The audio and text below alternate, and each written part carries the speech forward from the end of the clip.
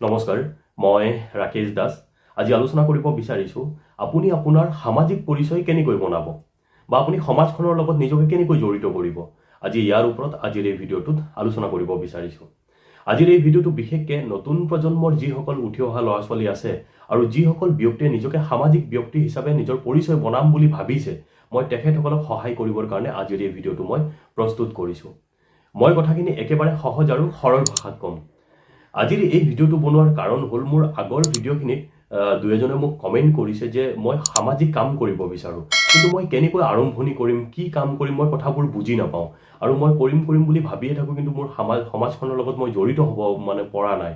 মই তেখেতসকলকো সহায় কৰিবৰ কাৰণে আজিৰ এই ভিডিঅ'টো মই প্ৰস্তুত কৰিছোঁ। যদি আপুনি আপোনাৰ সামাজিক পৰিচয় বনাম বুলি ভাবিছে অথবা নিজকে সমাজখনৰ লগত জড়িত কৰিম বুলি ভাবিছে, তেতিয়াহ'লে একেবাৰে আপুনি দেৰি নকৰিব। আপুনি আজিৰ পৰাই চেষ্টা কৰক যে সমাজৰ যিকোনো অনুষ্ঠানত আপুনি নিজকে জড়িত কৰক আৰু সেই সামাজিক কামবোৰক আপুনি আগভাগ লৈ কেনেকৈ নিয়াৰিকৈ কৰিব পাৰি তাৰ কাৰণে আপুনি চেষ্টা কৰক।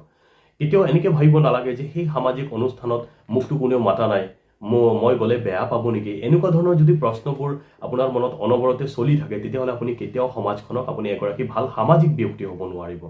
বা মই বেছি পঢ়া শুনা নাজানো, অমুকে যথেষ্ট পঢ়া শুনা জানে আৰু সেইকাৰণে তেখেতক মানুহে প্ৰাধান্য দিয়ে, মইতো বেছি পঢ়া শুনা নাজানো, মোক বেছি প্ৰাধান্য নিদিব। এনেকুৱা ধৰণৰ যদিও প্ৰশ্ন আপোনাৰ মনত থাকে, তেতিয়াহ'লেও আপুনি সামাজিক ব্যক্তি হ'ব নোৱাৰিব। কাৰণ কিতাপৰ জ্ঞান আৰু সামাজিক জ্ঞান দুই ধৰণৰ। আমি জানো যে আমি পঢ়িছিলোঁ যে সৰু থাকোঁতে যে শিক্ষা দুই ধৰণৰ, আনুষ্ঠানিক শিক্ষা আৰু অনানুষ্ঠানিক শিক্ষা। যি আমি স্কুলৰ পৰা বা কিতাপ পত্ৰৰ পৰা আমি গ্ৰহণ কৰোঁ তাক আমি আনুষ্ঠানিক শিক্ষা বুলি কওঁ, আৰু যি সমাজৰ পৰা আমি বাহ্যিক জগতৰ পৰা আমি যি শিকোঁ এইটো হ'ল অনানুষ্ঠানিক শিক্ষা। আৰু সামাজিক কথাবোৰ আমি সমাজৰ পৰা, এতিয়া ধৰক এজন মানুহে বিভিন্ন ধৰণৰ ভাষা ক'ব পাৰে, তেখেতৰ সেইটো কিতাপৰ পৰা আপুনি আহৰণ কৰা জ্ঞান নহয়, এইটো সমাজৰ পৰা আয়ত্ত কৰে। সেইকাৰণে আপুনি যদি সামাজিক কাম কৰিম বুলি ভাবিছে, আপোনাৰ কিতাপৰ জ্ঞান থকা বাধ্যতামূলক সেনেকুৱা ধৰণৰ কোনো কথা নহয়। আপোনাৰ কেৱল এক শুদ্ধ মনৰ প্ৰয়োজন আছে। আপোনাৰ মনটো ষ্ট্ৰং কৰক আৰু মনত ভাবি লওক যে মই সমাজৰ হকে কাম কৰিম, সমাজৰ উত্তৰণৰ বাবে কাম কৰিম। আৰু তেতিয়া আপুনি যেতিয়া মন এনেকুৱা মানে ষ্ট্ৰং কৰি ল'ব, সেইদিনাৰ পৰা আপুনি সামাজিক কাম কৰিব পাৰিব। আৰু আপুনি এনেকৈ কেতিয়াও ভাবিব নালাগে যে মই সামাজিক কাম মই কৰিব নোৱাৰিম নেকি, মোৰ দ্বাৰা নহ'ব নেকি, বা মোক কোনেও ভেলু নিদিব নেকি, এনেকুৱা ধৰণৰ কথাবোৰ ভাবি নাথাকিব। আপুনি সমাজৰ যিকোনো সৰু সুৰা কামত, কোনোবাই পূজা পাতিছে, আপুনি তাতে যাওক, যিখিনি পাৰে আপুনি সহযোগ কৰক। আপুনি যদি আৰ্থিকভাৱে কিবা পাৰে দিয়ক, নহ'লে আৰু সেইটো এনেকুৱা নহয় যে আপুনি কেৱল টকা পইচা দিলেহে আপুনি এগৰাকী সামাজিক ব্যক্তি হ'ব পাৰিব।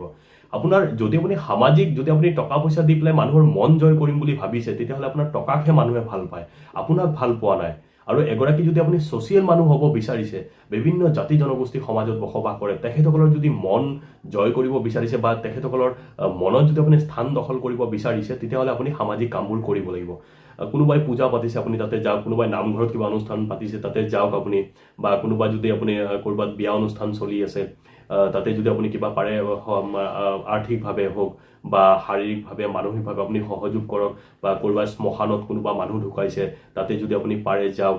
যিকোনো, বা সমাজৰ মানে কেতিয়াবা এনেকুৱা কিছুমান সভা সমিতি চলি থাকে, সেই সভা সমিতিবোৰত নিজকে গৈ পেলাই আপুনি তাতে উপস্থিতি দিয়ক বা তাতে দুই এষাৰ কথা ক'বলৈ চেষ্টা কৰক। আৰু কথা হ'ল সমাজ ব্যৱস্থাত চলিবলৈ হ'লে সামাজিক কিছুমান দিশ থাকে, সেই দিশবোৰ আপুনি মানে চালি জাৰি আপুনি চলিব লাগিব। আৰু সমাজত এনেকুৱা বহু বয়োজ্যেষ্ঠ ব্যক্তি থাকে, তেখেতসকলৰ লগত আপুনি কথা বতৰাবোৰ আলোচনা কৰক। আৰু তেখেতসকলৰ যি সামাজিক জ্ঞান থাকে, সেইবোৰ নিজৰ ভিতৰত আপুনি কেনেকৈ আয়ত্ত কৰিব পাৰে বা সমাজ ব্যৱস্থাত কেনেকৈ কথা পাতিব পাৰি, মোৰ আৰু ভিডিঅ' আছে, সেই ভিডিঅ'বোৰৰ পৰা আপুনি কিছু কথা জানিব পাৰিব। কিন্তু মোৰ প্ৰথম কথা হ'ল যে আপুনি যদি সামাজিক কাম কৰিম বুলি ভাবিছে, তেতিয়াহ'লে প্ৰথমে নিজকে সমাজৰ লগত জড়িত কৰাৰ যিটো মানসিকতা, সেই মানসিকতাটো ষ্ট্ৰং কৰি লওক। আপুনি মই যিকোনো সমাজৰ কামত মই নিজকে জড়িত কৰিম। আৰু এনেকৈ যদি আপুনি সৰু সুৰা কামবোৰত লাগি থাকিব, এটা সময় আহিব আপুনি যেতিয়া ধৰক সকলো মানুহে আপোনাক যেতিয়া ভাল পোৱা হ'ব বা সকলোৱে জানে যে এই মানুহজন যথেষ্ট সামাজিক মানুহ, তেতিয়া এটা সময়ত লাহে লাহে আপুনি ৰাজনৈতিক যি দলবোৰ আছে, সেই দলবোৰত আপুনি যাব পাৰিব। বা যিকোনো দল সংগঠন আছে, সেই সংগঠনবোৰত কাম কৰি পেলাই এটা সময়ত আপুনি নিজৰ পৰিচয় বনাবলৈ সক্ষম হ'ব।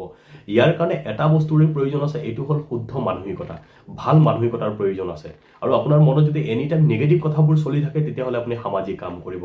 আৰু যেতিয়া আজৰি পাব, আপুনি যেতিয়া আজৰি পায়, তেতিয়াহ'লে সৰু সুৰা কিতাপবোৰ আপুনি অধ্যয়ন কৰি থাকিব এটা সময় আহিব আপুনি সমাজত ধুনীয়াকৈ কথা ক'ব পাৰিব বা সমাজত যিবোৰ খেলিমেলি চলি থাকে সেইবোৰ কেনেকৈ আপুনি সমাধান কৰিব পাৰিব এটা সময়ত সমাজে আপোনাক আগভাগ ল'বলৈ আপোনাক মাতি আনিব বা আপুনি সমাজৰ এগৰাকী ভাল ব্যক্তি হিচাপে নিজৰ পৰিচয় বনাব পাৰিব আশা কৰোঁ আপুনি যদি এই কথাবোৰ মানি চলে বা আপুনি যদি সমাজৰ সকলো অনুষ্ঠানবোৰত নিজকে জড়িত কৰিব বিচাৰে তেতিয়াহ'লে এটা সময়ত আপুনি আপোনাৰ সামাজিক পৰিচয় বনাবলৈ সক্ষম হ'ব ধন্যবাদ